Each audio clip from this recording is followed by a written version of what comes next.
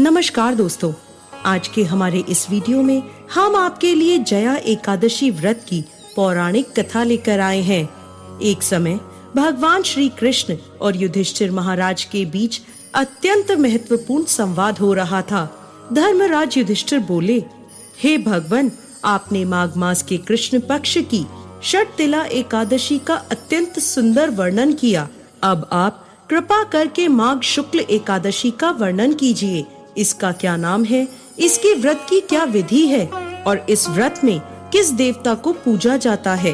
भगवान श्री कृष्ण कहते हैं, हे राजन, इस एकादशी का नाम जया एकादशी है। इसका व्रत करने से मनुष्य ब्रह्म हत्या आदि पापों से छूटकर मोक्ष को प्राप्त होता है तथा इसके प्रभाव से भूत पिशाच आदि योनियों से मुक्त हो जाता है। इस व्रत को विधि पूर्वक करना चाहिए। अब मैं आपको पद्म पुराण में वर्णित इसकी महिमा की एक कथा सुनाता हूँ। ध्यान पूर्वक सुनिए। कई वर्षों पूर्व स्वर्ग लोक में राजा इंद्र राज्य करते थे। उनके लोक में सभी देवगण प्रसन्न थे। परिजात पुष्पों से लदे नंदन वन में एक दिन देवराज इंद्र सोमरस का पान कर रहे थे। अप्सराएं उन्हें प्रसन्न करते हुए नृत्य प्रस्तुत कर रही थीं और कई गायक सुंदर संगीत प्रस्तुत कर रहे थे। मुख्य संगीतज्ञ चित्रसेन अपनी पत्नी मालिनी और पुत्र माल्यवान के साथ वहां उपस्थित थे। वहां एक पुष्पवती नाम की अप्सरा भी थी जो माल्यवान की तरफ आकर्षित हो गई। उन दोनों को एक दूसरे के प्रति आकर्षित देख देवराज इंद्र क्रोधित हो गए और बोले, हे मूर्ख, तुम दोनों मुझे प्रसन्न करने का आडंबर कर रहे हो, लेकिन तुम दोनों की एक दूसरे के प्रति आसक्ति मुझे स्पष्ट दिख रही है। इस भरी सभा में तुम दोनों ने मेरा अपमान किया है। मैं तुम्हें श्राप देता हूँ। तुम दोनों इसी क्षण पिशाच योनि धारण कर लोगे, पति पत्नी के रूप में मृत्यु लोक में जाओगे और वहां अपने पाप कर्मों का फल भुगतोगे।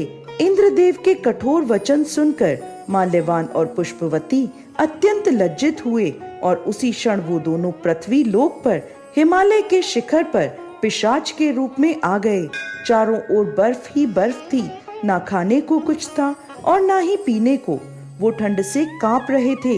उन्होंने एक गुफा में शरण ले ली। एक दिन माल्यवान ने अपनी पत्नी से कहा, ना जाने हम कौन से पाप कर्मों को भुगत रहे हैं।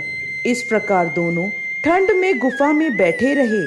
शीत लहरों के कारण उन्हें रात भर नींद नहीं आई और सारी रात जागते रहे। भगवान श्री हरि का ध्यान करते रहे। संयोग से वह दिन जया एकादशी का था। उस दिन कुछ भी न खाने पीने और रात्रि जागरण करने से उन दोनों ने पिशाच का शरीर त्याग दिया और अपना दिव्य शरीर धारण कर लिया। एक दिव्य विमान उन्हें स्वर्ग ले गया।